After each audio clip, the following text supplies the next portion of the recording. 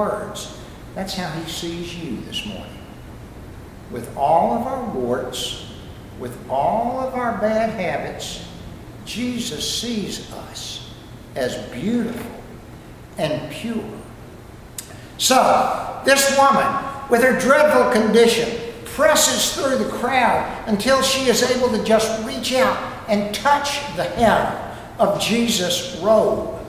And when she does, her bleeding stops, because she had thought, if I just touch his clothes, I will be healed. And her bleeding does stop. And she feels in her body that she has been freed from 12 years of suffering. Here, her wish came true.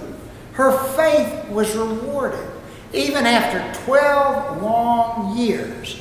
Why?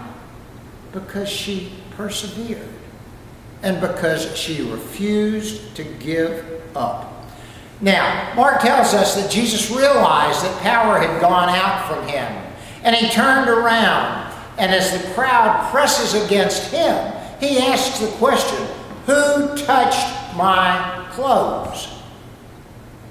And the disciples kind of said something off the wall to him, and he again says, "Who touched my robe?"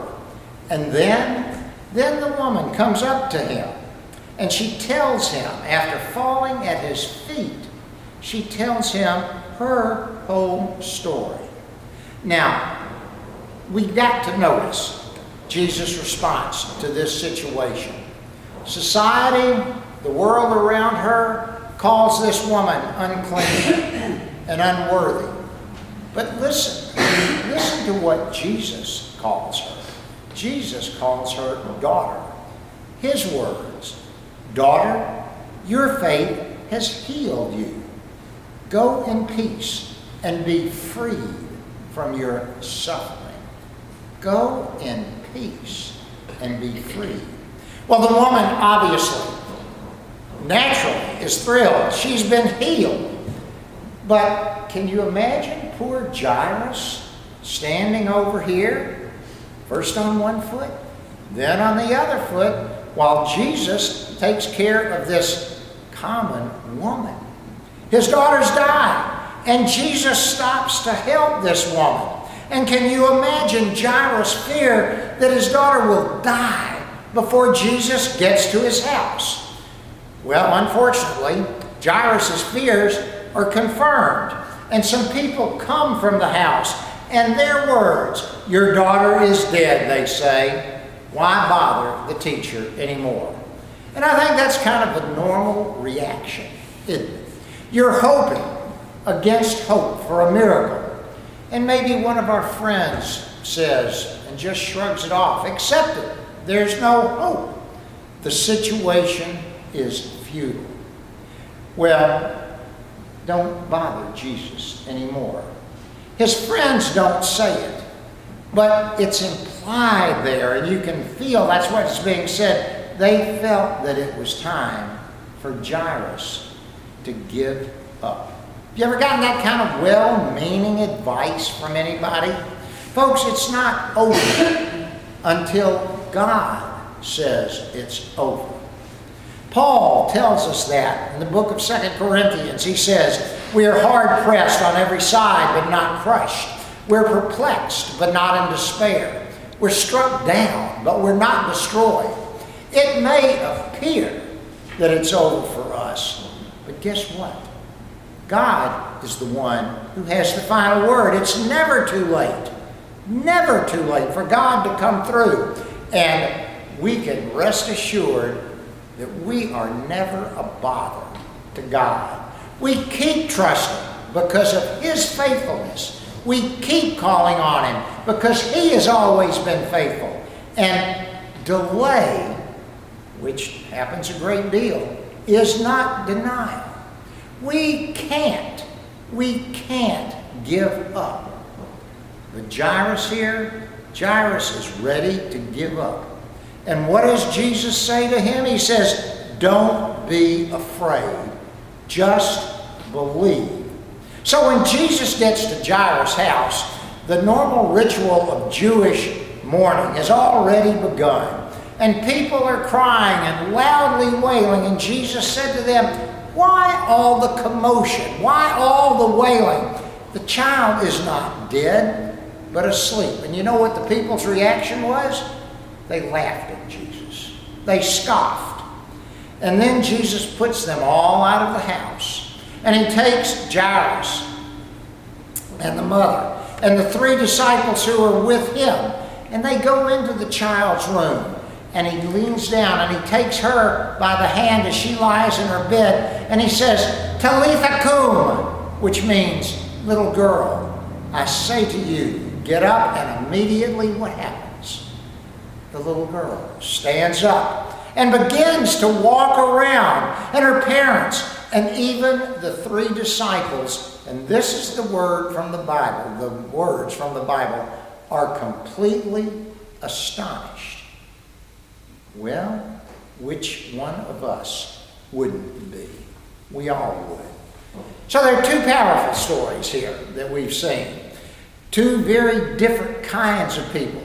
One, a leader of the synagogue, a man, well-respected, well-educated, well-dressed, accustomed to getting everything that he wants.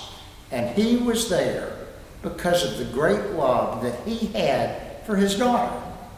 But the other one was just a woman. No money. She'd spent it all on doctors. We know that. She was a social outcast because of her condition. Probably not very well educated. Most likely shabbily dressed. And she doesn't even try to speak to Jesus. She's content just to reach out through the crowd and touch the hem of his garment. Could any 2 people be any more different? But folks, there are 2 things that bring them together and make them united. First of all, they come together. They're united by their need. Jairus fears for the life of his daughter. The woman has been hemorrhaging for 12 years and desperately wants and needs to be healed. They are put together by their need, but they are also united by something else, and that something else is what we sang about at the very top of the service. They're united by their faith in Jesus. They came to him believing. Their attitude was humility. Their attitude was reverence. And they refused to give up. So, what is it we take away from these 2 stories? Well, first of all, we need to see that Jesus holds no person any higher than another person. He's no respecter of people. It makes no difference whether you're the top dog or whether you're the underdog. You're important to Jesus. Whatever it is that you are dealing with or going through, whether it's sickness or a problem at work, whatever the storm, remember last week's message, whatever the storms are in your life, we need to give it to Jesus. We need to let Jesus handle it. Jesus wants us to come in humility. He wants us to come in faith. And he wants us to tell us about his troubles. And we may be like Jairus. Our faith may be tested because it may seem that Jesus, or God, gets delayed.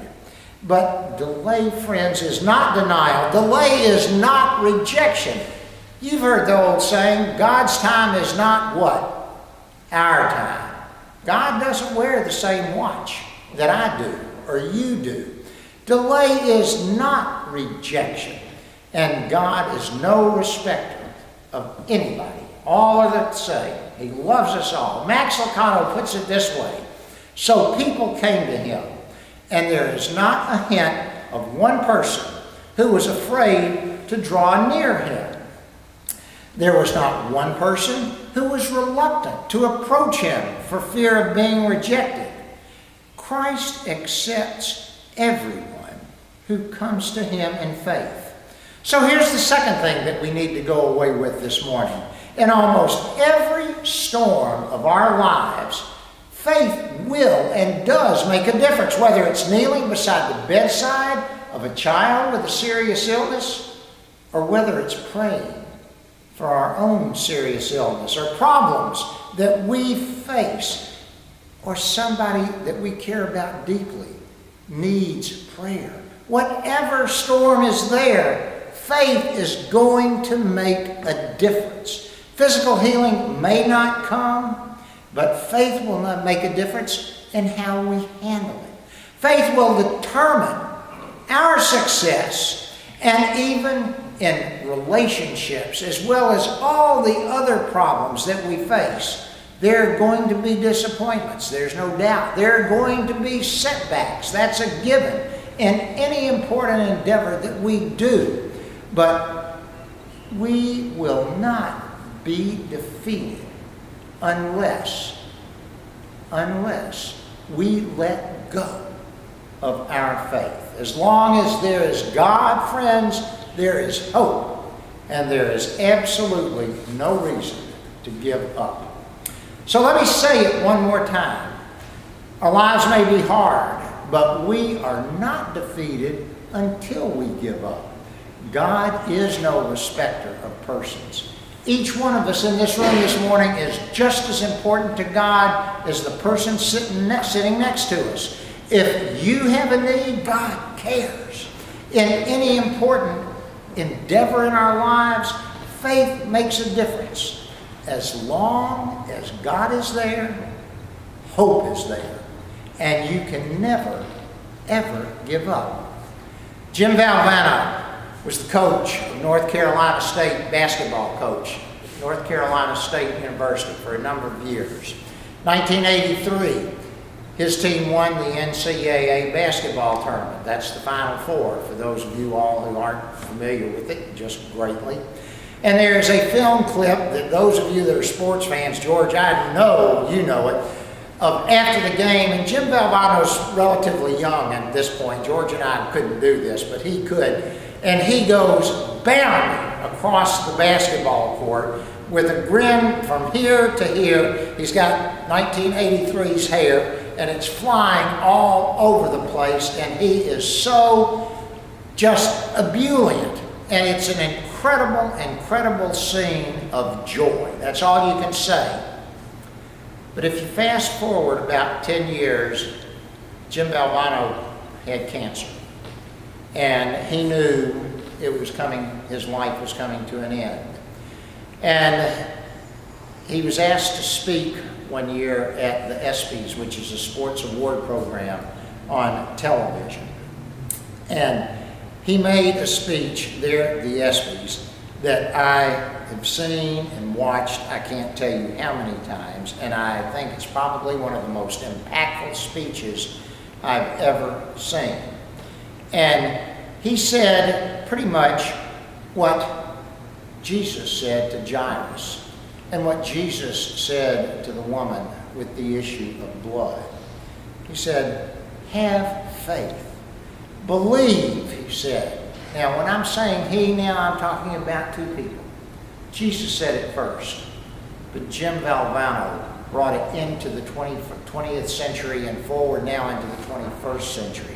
And he said, don't ever give up. Live life to the fullest and continue to believe and have faith. Don't give up. Don't ever give up. Jairus didn't. The woman with the hemorrhage didn't. They were cured, healed, made well. Friends, whatever our storms are, we mustn't ever give up, because no matter how dire it is, Jesus is holding us right there in his hands. In the name of the Father, and of the Son, and of the Holy Spirit. Amen. Our closing